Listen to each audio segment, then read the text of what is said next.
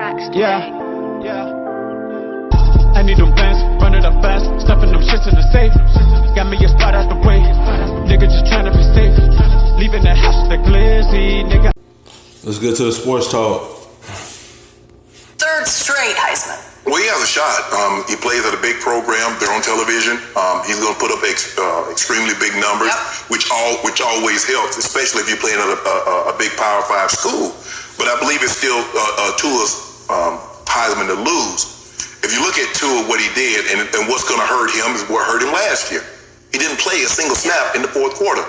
Up until the SEC championship game, Tua Tagovailoa, Skip, threw 3 passes in the fourth quarter, the entire regular season. Let that sink in. Yeah. The starting quarterback on a team threw a grand total of 3 passes in the fourth quarter. Had he played, what would his numbers been? Now, what's going to also hurt? It's not going to hurt him because Tua, he ain't played well in the first game against Duke. It don't matter if he ain't playing the fourth quarter. He got to a slow start against Duke. He's not going to win that if he play like that, keep playing like that. Yeah, he a good quarterback, but it just the way he played in that game, it took him too long to get started. That was gonna hurt him if he keep getting out to these slow starts in games. It's gonna hold him back. And I think Jalen Hurts got a chance, cause he made a good debut, scoring like 6 touchdowns in his debut with Oklahoma. Had a good game. He got to a fast start. And he just got something to prove. He got a chip on his shoulder to prove Alabama wrong for giving up on him. Like, how do you go 28-2 as a starter and you get benched because your coach love winning? Everybody love winning, but you're not gonna win them all. It's certain people just let their ego get in their way. Oh, we lost because of you, so I'm gonna go ahead and bench you. But it's because how you play in that championship game, they weren't moving the ball well. So he benching. Don't get me wrong. Tua did what he did to win that. But at the same time, you're not going to win them all. You don't put a 28-2 winning quarterback on a bench. It was just you playing against a good defense. Alabama always starting out playing these weak teams, and they get exposed a lot of times. They get exposed. Don't get me wrong, they gonna be good. They gonna be right back in the playoffs. But they get exposed when you play against a good, tough defense. Jalen Hurts why is he at Oklahoma to begin with? The guy that's at Oklahoma, the guys at Alabama right now beat him out for the job. Gotta keep that in mind. It was his inability to throw the football consistently and accurately down the football field. Now in the Big 12, they don't play defense. Now he's gonna be able to, guys gonna be running last night. Did he throw any pass that was contested? Absolutely not. Guys running scot-free. There's several he threw that were contested. Stop playing, Skip Bayless. You watched the game. I watched it very closely. Yeah, I know you did watch it very closely. And so when I look at it, and don't count Trevor Lawrence, but just for this conversation, we're gonna stick to Tua and Hurts. Skip, Hurts will have big numbers because he can run the football. I mean, they had a play last night, Skip, he tucked the ball and he was like he was gonna run it, and he's about to turn the corner. The next thing you know, he pulls up and he throws the ball down the field. He has that ability, Skip. But at some point in time, these receivers, hopefully, but probably not in the Big 12, they'll play a little tighter coverage, and he'll have to throw the ball. He have to throw receivers open, or what they say, throw the ball in the keyhole. A very tightly contested receiver, and he must put the ball in position so he can catch it. So he has a chance to win. But if you watch Tua and what he's able to do, Skip, there's no question about it. The better of the two quarterbacks is Tua. Really? And there's a reason why he's at Oklahoma now. Because if he was better than Tua, he would still be the starting quarterback. What's the reason that the fourth quarter of the SEC championship game was played by Jalen Hurts? He got hurt. Tua got hurt. Really? He got a point. He came in and saved that season. Because they was going to lose. It don't matter if he got hurt. He saved that season. Jalen Hurts saved that for them.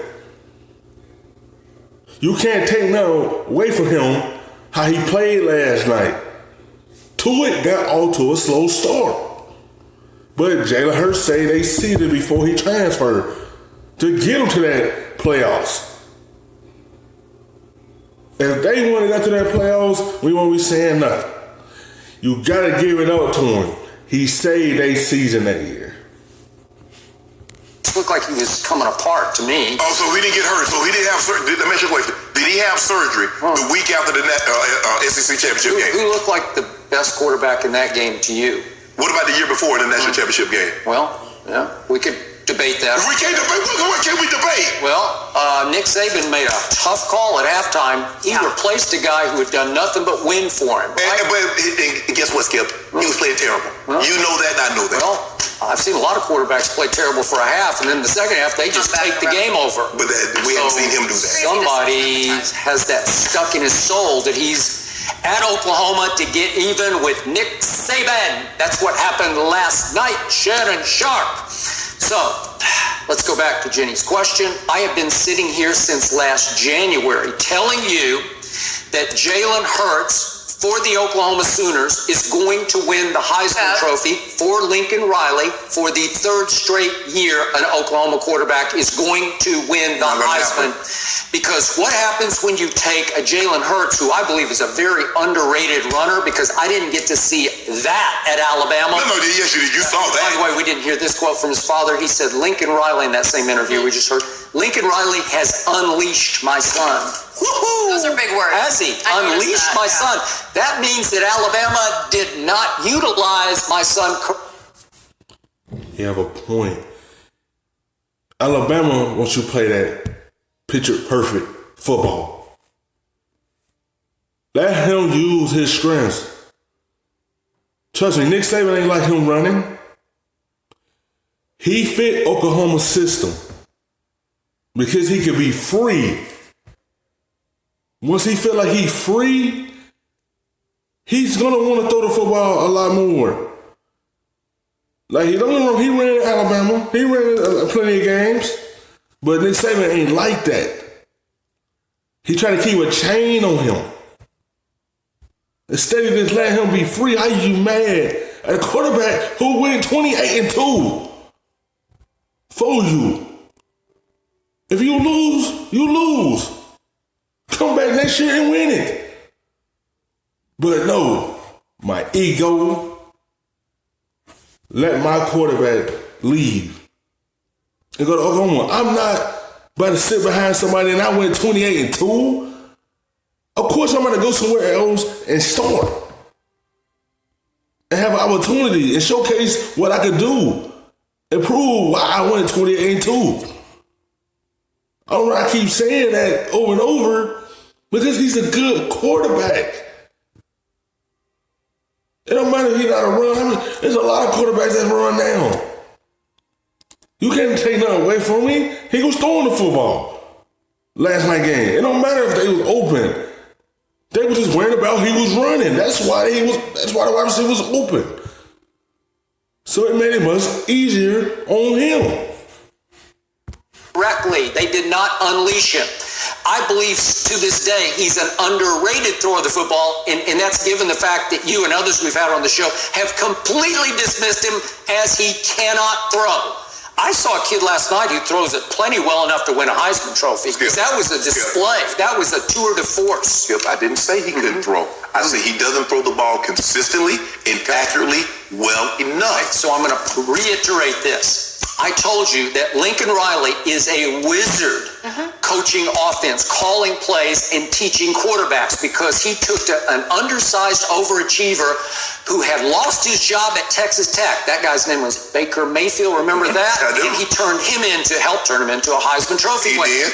Then he took a tiny little baseball player who had failed as a football player. He had failed as a football player at Texas A&M. Do you remember this? I do. He just flamed out at Texas A&M. Damn, Kevin Summers, what happened? I don't know. That's a very good question. And he helped turn Kyler Murray into a Heisman Trophy winner. He did.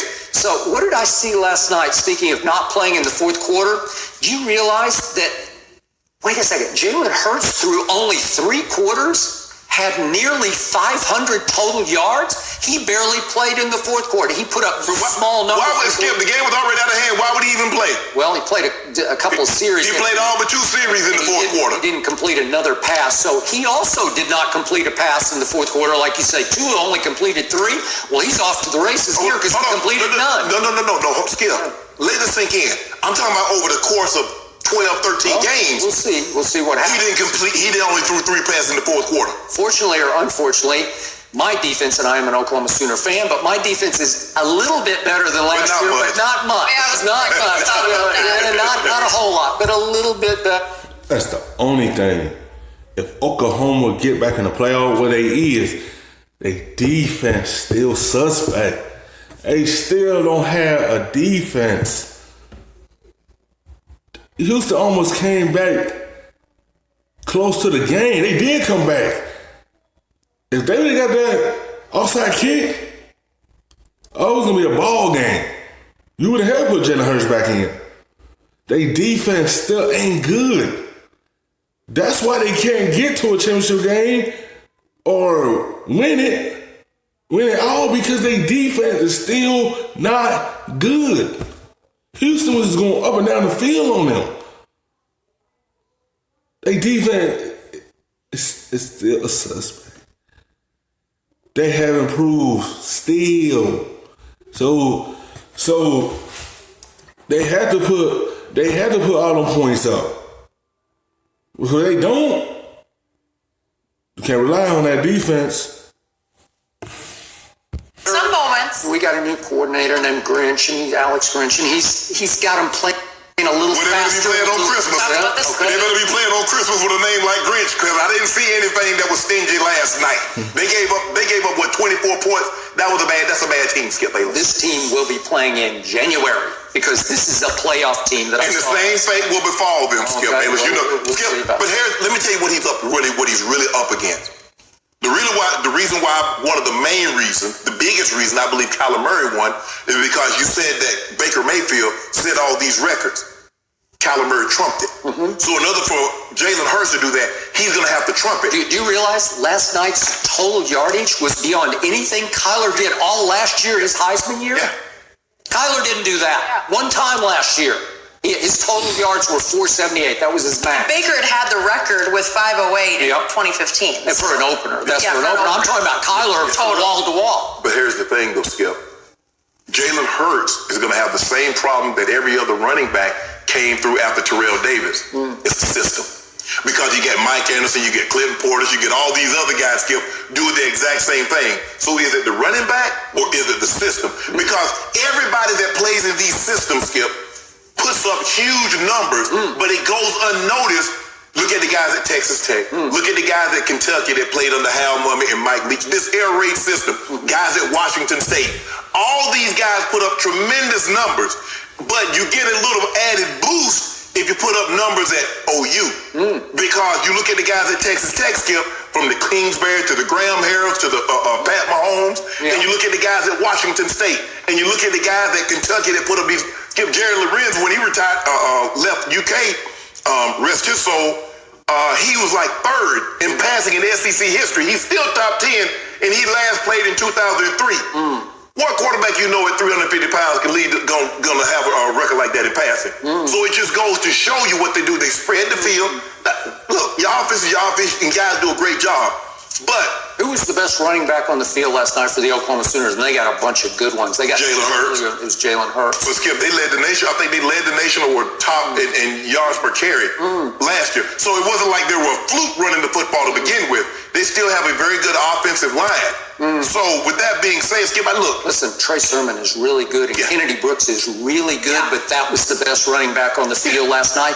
And Lincoln Riley said, I'm going to change my system because I'm going to exploit that kid. I'm going to overutilize him as a running back. My only fear is I'm not sure he can take the pounding because he took some shots last night running the football for first downs. By the way, he went 6 of 7 on third down plays, and 3 of those 6 went for touchdowns. So he's just, you want to talk about clutch all night long? Skip, you so scared. You saw guys running scot-free. Okay, The touchdown, he stepped up and he's scot-free. The guy he hits 14. I don't remember his name on a shallow cross. Rambo. And Rambo, and he was running like Rambo. This destroying stuff. Charleston Rambo. Yeah, that is a nice name, Charleston Rambo. The dude catch a shallow cross, which is a 2 to 3 yard route, dragging across the middle. Yeah. He catches that, turns up, and he hits his head on the goalpost, and nobody touches him until he gets to the 2, and they trip him up, and he Pass falls hit him in the hands. Right on the run. Skip, it's 2 yards. Yep. It wasn't 2 yards. It was about 10 yards. No, it wasn't. Skip, it was a shallow cross. It was about 10 yards. And how about the throw to C.D. Lamb that made it 21 to nothing? Because he's about to, you brought up this play, but C.D. Lamb's he's a big time receiver. He's going to be top 15, maybe top 10. Who was this, Skip? Okay. Where's the corner? Okay. Thank you. Here is the point. Everybody said, Jalen Hurts doesn't have an arm. He can't throw a deep ball. He throws it off his front foot, and it looked like Kyler Murray's throw to Rambo against Alabama in the semifinal last year. Remember the flick of the wrist throw that John Gruden put up on tape for his Raiders before? We saw it on Hard Knocks. Said, boy, not many can do this. Don't he understand? When you got a quarterback that could run, that keep the defense on their toes. They don't know if he's going to run or throw it. That's why he was caught looking in the backfield. He can't help it if the wide receiver got open. That's what's going to make the wide receivers be open. Because they got a quarterback who run, so the defense is going to think he's going to run all the time. So that's going to open up the passing for him easily. That's why the defense couldn't stop him. It looked like, man, we don't know what he's going to do. So when he do run, they got to focus on that. So he can just drop back and throw the football. You can't take nothing away from his performance. He had a good debut. Tua started out slow. Nothing wrong. Tua is going to have a good year still. But you can't take nothing away from Jalen Hurts. Lincoln Riley know what he's doing. That quarterback fit his system. He gonna figure out a way to put him into that system. He fit it. Like I said, he got something to prove to everybody that doubted him, from Alabama to the commentators. That chip on his shoulder, he's gonna have a good season. And showed him, gave up on it for no reason. That was a little flick of the wrist for 45 yards and hit him dead. Do you realize how hard that throw is to make on the money? Because you look up and you see he is wide open. Do you realize how many of those get underthrown or overthrown or left to right? Even if he's underthrown, it's going to be a touchdown. Skip, every quarterback in college could have made that throw that Jalen Hurts made. Right on the button where CD had to turn and catch it here. I just want to know. Did you see what Tua did on Saturday? I did. You know, I saw those first 3 series when he looked pretty awesome. You see what you do, Skip? You know, Jalen did not look horrible because first series it goes boom, boom, boom, touchdown. Let me ask you, okay, we're going to see Duke. Okay. Duke. Houston is better than Duke. No, they're not. Hey, Houston is picked to be a contender for their conference title. Okay. They're going in the right direction. Let's see what Tua looks like this week against New Mexico. We'll see. State. Yeah, New Mexico State. How about South Dakota comes to Norman? Really? That's what y'all do, Skip? Well, really? Is that what y'all doing too? No, hold on. Is New Mexico? Look what I'm saying. They did not score until like the mid of second quarter Of course he gonna dominate against New Mexico State. There ain't no competition. Alabama keep playing these weak teams. That's why. Of course he gonna dominate. He might have like 6 touchdowns against them. Of course. Jalen Hurts the same way. He gonna dominate against South Dakota.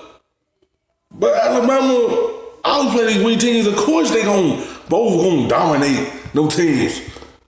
They gonna dominate them. Let's see how Oklahoma defense played against South Dakota, man. Because their defense needs to prove. But of course, he gonna have a bounce back game against New Mexico State. It was 0-0, I think, until like the mid-quarter.